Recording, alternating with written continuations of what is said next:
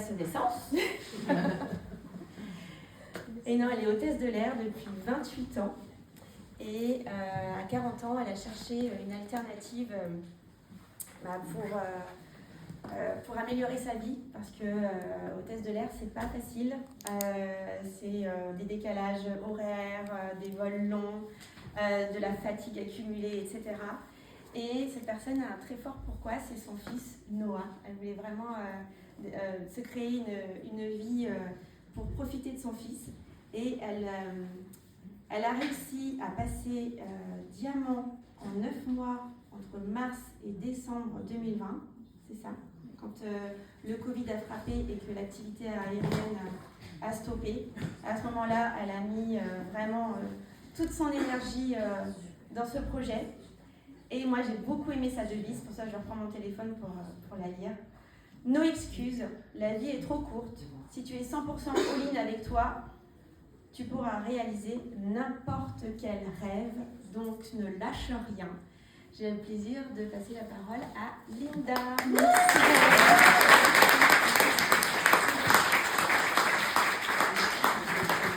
Merci Gaëlle et bonjour à tout le monde.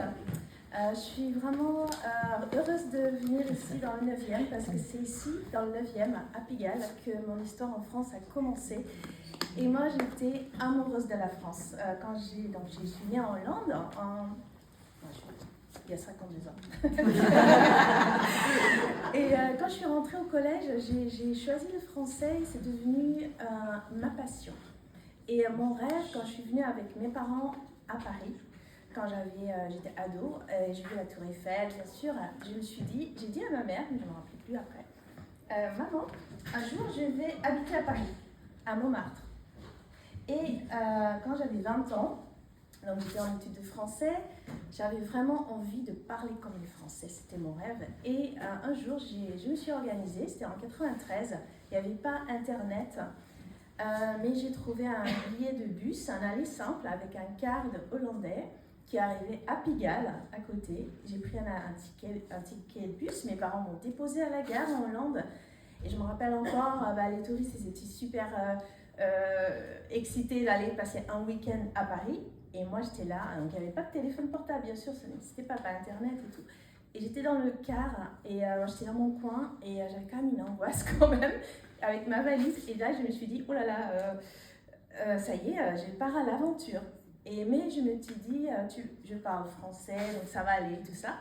Mais quand je suis arrivée ici à Pigalle, il y avait le monsieur, le père de la famille, où j'étais fille au père, qui est venu me chercher. À l'époque, donc on ne pouvait pas s'envoyer des photos, je ne savais pas à quoi il ressemblait. Mais j'ai vu un monsieur rentrer à un moment donné, et moi je pensais que les Français, ils étaient tous un peu assez grands, avec peut-être un béret ou quelque chose comme ça. Il y a un monsieur assez petit, il va arriver là, mais trop gentil. Et j'ai eu beaucoup de chance parce que je suis arrivée dans une famille d'accueil merveilleuse avec qui je suis toujours en contact. Et c'est comme ça que ma vie en France a commencé. Et après, j'ai fait 2 années comme fille au père. Après, j'ai travaillé dans l'hôtellerie. Je voulais rester en France. Et au bout de 2 ans et demi, je commençais à mieux parler français. Et je voulais toujours rester en France. Et vraiment, au bout d'un moment, le hasard a fait qu'on m'avait parlé d'Air France, qui recrutait en masse en 98. Ils avaient besoin de beaucoup de monde à l'époque. Ils recrutaient vraiment par milliers d'hôtesses de l'air. Et quelqu'un m'a dit, pourquoi tu ne vas pas ?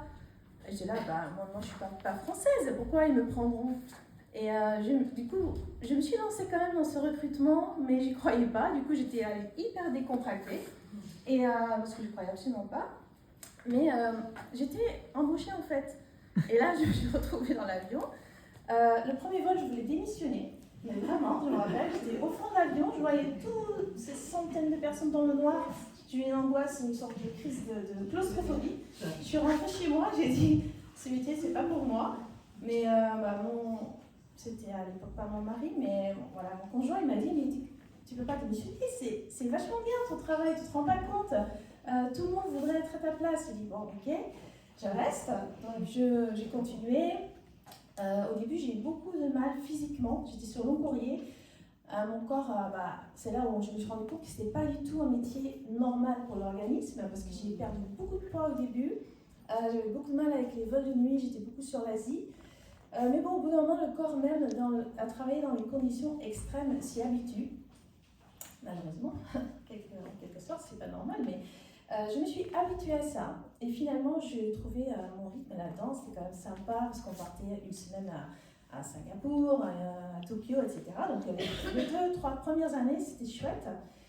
Après, j'ai eu mon fils. Et c'est là où tout a changé pour moi. J'avais donc 29 ans. Entre-temps, j'avais déménagé dans le sud de la France avec mon mari. Et ça a commencé bien sûr, en tant que maman, ça a commencé à être beaucoup plus dur de partir une semaine à Bangkok. Et ça me déchirait vraiment le cœur de partir. Et 2 années après, j'ai divorcé en plus. Donc là, je me suis retrouvée dans une situation beaucoup moins facile. J'étais seule. J'avais mon petit garçon. Avec mon ex-mari, c'était un peu compliqué. Donc, j'avais pas ma famille à côté pour m'aider. Et j'étais à 100%. J'étais dans des rythmes de travail hyper denses. Où je partais 3 jours, 2 jours de repos, 3 jours. Je partais à New York, 2 jours de repos. Je partais 5 jours, etc. Je commençais à en souffrir, mais sérieusement, de ce rythme de vie infernal. Parce que je vivais dans une valise. Quand je rentrais de vol, en plus j'enchaînais directement sur l'école. Donc je ne me reposais même pas. Je déposais ma valise, donc je faisais genre Tokyo, 13 heures de vol. J'arrivais à Paris, je prenais le vol pour Nice.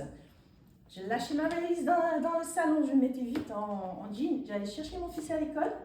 Entre-temps, je n'avais pas dormi pendant peut-être 25 heures, 30 heures. J'enchaînais sur les devoirs, le bain, voilà, tout ce que les mamans y font. Le tunnel. Et c'est comme ça que je me suis détruite ma santé. Ce rythme de travail a duré 12 ans comme ça. Entre 30 ans et 42 ans, j'ai vécu comme ça. Et c'était un enfer, vraiment. Mais j'avais toujours le sourire. Je pense que c'est une déformation professionnelle. Je ne m'en étais pas rendu compte. Mais toutes les personnes qui me voyaient toujours souriante, hyper positive. Mais à l'intérieur de moi, j'étais morte. Physiquement déjà, mais aussi psychologiquement, j'étais... Là, ce qu'on peut savoir, c'est s'il y a d'autres collègues comme toi qui sont morts à l'intérieur. Ouais, 14 000. Vous pouvez faire 14 000 recrutements à faire. Oui, bien évidemment, j'étais pas la seule en tant que maman, hôtesse de l'air. Ça se passe très bien si on est à mi-temps. Donc il faut un mari riche. C'était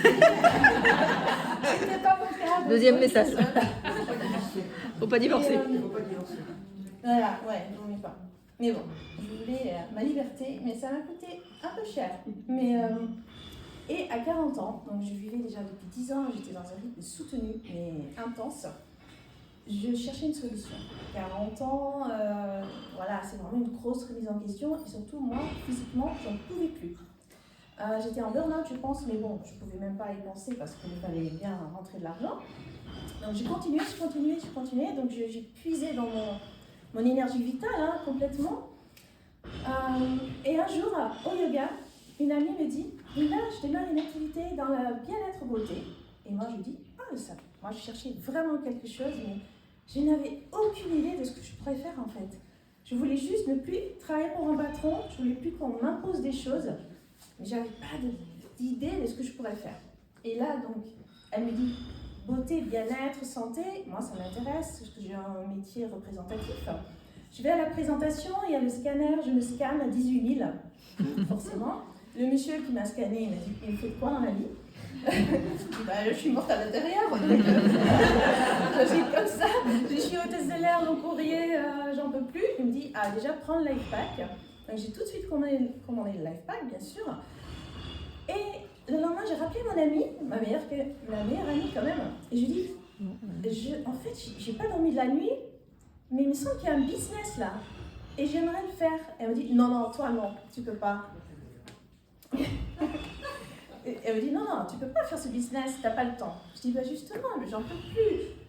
Non mais tu travailles tout le temps, t'es toujours dans les avions, tu peux pas faire un business. Elle voulait pas m'inscrire en tant que distributrice. Oui, je lui dis mais je veux être distributrice. Elle dit non, tu peux pas. Et c'est moi, j'ai insisté. Donc elle comprenait. En plus, elle était incapable de m'expliquer des choses sur le business. Mais bon, c'est pas grave, c'est son sponsor qui l'a fait du coup. Le lendemain déjà, j'ai changé mon contrat de cliente en distributrice. Et tout de suite, je me suis dit, mais il y a 14 000 collègues derrière qui sont épuisés et qui commencent à vieillir. Donc, j'ai commencé par l'intérieur LifePack. C'était incroyable. En 2 mois, je suis revenue à la vie. J'ai ressenti un jour, après 2 mois, j'étais dans le salon. Parce qu'en général, j'avais pris l'habitude de vivre comme ça, de manière épuisée totalement. Je passais l'aspirateur, j'étais obligée après de m'allonger une demi-heure. C'était ma vie. La fatigue, c'était mon quotidien, l'épuisement. Et là, un jour, je me suis réveillée le matin, après 2 mois de LifePack. C'est comme la vie revenait en moi, mais c'était incroyable. Du jour au lendemain, j'ai senti la différence. C'était pas progressif, c'était d'un coup. J'ai senti de l'énergie dans mon corps. Et là, j'étais là, waouh, ce produit, c'est juste incroyable. C'est toujours mon produit préféré. Hein. Toujours, depuis 12 ans, je prends du LifePack en continu, parce qu'on prend quand même beaucoup de radiation en permanence. Ça ne m'a pas évité un cancer, malheureusement. Donc, je venais de commencer mon business. 2 ans après, j'ai eu un cancer parce que, voilà, je n'étais même pas étonnée, hein, parce que trop de stress pendant trop longtemps, trop de radiation, ça n'a pas pu éviter un cancer. Mais merci la maladie, parce que quand on traverse des épreuves difficiles, puis j'étais jeune, on se pose vraiment des bonnes questions dans la vie. Donc j'étais à l'hôpital, j'ai eu le temps de réfléchir à ma vie, au sens de ma vie. Et là, j'avais déjà mon business, j'étais happy, c'était pas mal.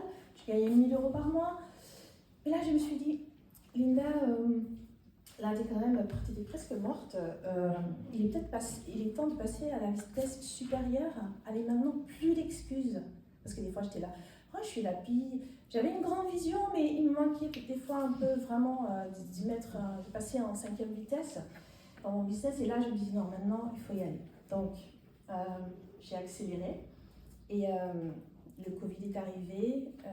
Il y a eu donc l'arrêt des avions, merci, c'était super.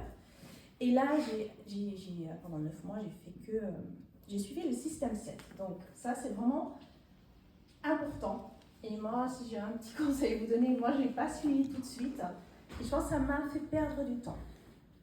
C'est vraiment, je me rendais compte que je n'étais pas très coachable au départ. Je voulais faire les choses seule. Et je n'osais jamais demander de l'aide à ma upline. Parce que je ne voulais pas les déranger, ça me parle.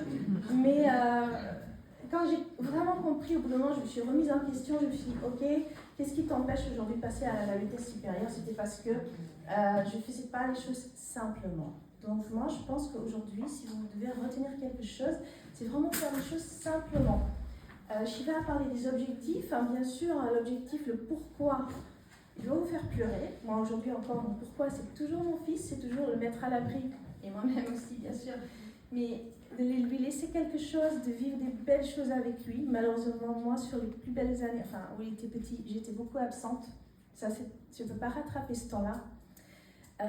Donc ça crée de l'émotion quand j'en parle, mais la vie est longue et on peut faire des belles choses maintenant. Donc après, Gaëlle a parlé de comment on crée la liste de contacts, comment on contacte et comment on invite. Après, vous arrivez à l'étape suivante, présenter.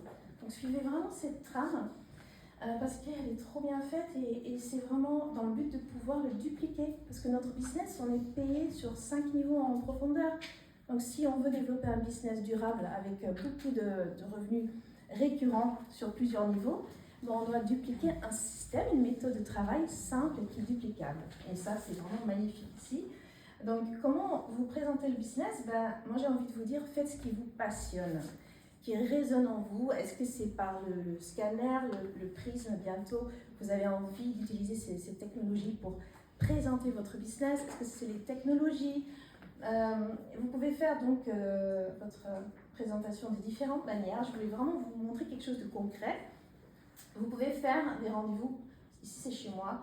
J'ai invité une fille que j'ai rencontrée qui est dans le sud de la France, qui est hollandaise, que je ne connaissais pas du tout. Et je l'ai invitée chez moi parce qu'elle était coiffeuse et tout, en Hollande et tout. Et quand elle est arrivée chez moi, qu'est-ce que j'ai fait en premier? C'est, avant de présenter Muskine, c'était de créer un lien avec elle parce qu'on ne se connaissait pas, de m'intéresser à elle. Donc, questionner, on a vu les questions de Gaëlle, c'était génial. Je lui posais toutes ces questions-là tu fais quoi dans la vie? Est-ce que ton travail te plaît? Aujourd'hui, est-ce qu'il te manque quoi dans ta vie? Donc il y a eu des échanges, on a bu du café, on a sympathisé, on a créé un lien. Et après, on a fait une démo. Aussi, si vous devenez le produit du produit, en bas à gauche, c'est une distributrice en Hollande, incroyable, enfin, elle a fait cette photo avant et après, ça fera démarrer le business quand vous êtes le produit du produit. Donc, moi, j'étais très timide au départ, j'ai beaucoup de mal je n'osais pas parler aux gens, mais j'ai compris que si je devenais le produit du produit, les gens allaient venir aussi des fois à moi, me demandant, mais qu'est-ce que tu as une belle peau ou souvent les hôtesses de l'air, on a des peaux très desséchées et tout ça, parce qu'il y a un manque d'hydratation dans l'avion. Donc c'est comme ça qu'elles viennent aussi vers moi me demander, mais toi t'as pas la peau complètement déshydratée, qu'est-ce que tu utilises? Donc si vous êtes le produit du produit, déjà, pour moi c'est la base, vous allez aussi ouvrir la discussion. Alors là, ce que vous pouvez faire aussi pour présenter le business, c'est les beauty parties à thème. Et là, on rentre dans la fin de l'année, c'est la meilleure période pour programmer, planifier vos beauty parties. Parce que vraiment, le succès se planifie et comment on peut réaliser des rêves. Et on a vu, parce que Gaëlle a fait le parcours de Shiva, bah, c'est des actions, il faut rentrer en action et faire les choses simplement. Et avec son sponsor, et si le sponsor n'est pas là, avec son upline, le sponsor au-dessus, au-dessus, au-dessus. Donc ici, c'est quelques exemples des choses qu'on a faites. C'est un petit flyer. Là, justement, j'en fais 2 jours de beauty party le week-end prochain. Je fais un goûter, je fais un gâteau. Et avec ma distributrice, on invite du monde. Et moi, je suis là pour l'aider à faire ses ventes. Et on fait des demi-visages. Et tout simplement, simple, on offre du café, on boit un café, on parle avec nos invités. Donc, c'est convivial et quand on est dans l'action ensemble, c'est super sympa. Et on apprend en faisant les choses dans ce business. Donc ça ne sert à rien de lire trop les fiches ou je ne sais pas quoi pour rentrer dans l'action. Aussi, on peut faire des événements business à la maison. Ici, j'avais fait un événement business avec une distributrice pour présenter l'opportunité à des personnes d'origine indienne. Donc, suivi d'une démo aussi, table de démo après. Et j'ai fait un petit post après de recrutement, enfin de business, d'inspiration sur les réseaux sociaux. Je vous montre un peu différentes choses que vous pouvez faire. Si vous êtes beaucoup sur les réseaux sociaux, c'est vraiment votre truc. On n'est pas obligé de le faire. Souvent, on me demande, est-ce que je suis obligée d'aller sur les réseaux sociaux pour faire ce business? Mais pas du tout. J'ai envie de dire bien au contraire. Ce qui marche le mieux, ça reste pour moi le contact physique, la rencontre, l'échange physique. Pour moi, c'est ce qui marche le mieux. Je fais aussi les réseaux sociaux, mais j'ai fait 50-50%. Sur les réseaux sociaux, on peut montrer comment notre business évolue, ce qu'on vit avec Uskin. Et c'est ça qui est chouette. Moi, j'essaie de montrer qu'on s'amuse, qu'on va dans les événements ensemble, qu'on célèbre l'avancement aussi dans nos équipes. Quand il y a des distributrices qui avancent, on partage. J'ai une Shiva qui communique beaucoup sur Prism et qui, pour moi, c'est des postes de recrutement que Shiva fait déjà à travers le Prism. Là, j'ai fait du lifestyle, je passais partie une journée avec une distributrice en Hollande et tout ça. Vraiment montrer que vous vous amusez, je pense, parce que les personnes vont vous suivre beaucoup aussi, parce que vous vibrez quelque chose, parce que notre business, c'est de l'énergie, vraiment.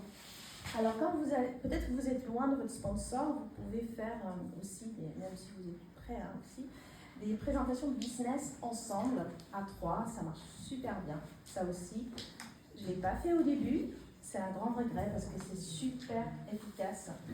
Et vous pouvez vraiment, avec l'aide de votre sponsor, présenter le business. Vous allez apprendre énormément de choses. Vous allez apprendre avec votre sponsor de répondre aux objections. Et là aussi, on va toujours questionner le contact, savoir le pourquoi et tout ça. Il faut savoir où télécharger OTG fait les présentations business tout prêt pour nous. Vous allez sur le site otg.global dans le téléchargement et vous avez des superbes présentations business dans toutes les langues. Allemand, anglais, français, espagnol, etc. On n'a pas besoin, nous, de créer tous ces contenus. Donc, prenons ce qui est proposé et c'est aussi dans le but de pouvoir le dupliquer.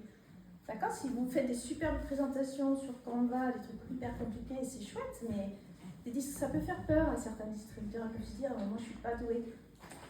Ok, la présentation à 3, c'est super puissant. Ça commence par l'édification aussi, ça veut dire qu'on va s'édifier, on va se présenter avant de commencer la présentation business. Pour moi, l'édification, c'est presque la moitié du recrutement, il est fait, s'il est bien fait. Et c'est hyper important parce que ça crée une base saine dans notre business. On montre qu'on a du respect entre nous, entre le sponsor, l'invité et le upline. Donc ça crée des liens, ça clarifie les rôles, on explique qui on est, en contact en ligne, et en mettant les qualités de chacun en avant. Voilà, donc quand vous parlez à quelqu'un, vous présentez le business, essayez toujours de trouver son pourquoi. Est-ce qu'il a un besoin par rapport à la santé, du temps? Est-ce que la personne a besoin d'argent, de reconnaissance? Trouvez le pourquoi. Et après, la présentation, c'est la cerise sur le gâteau. Hein. Voilà. Faites ce business avec la passion et avec votre authenticité. En restez vous-même, simple. Ben voilà. Parfait. Merci. Bravo Linda. Bravo Linda.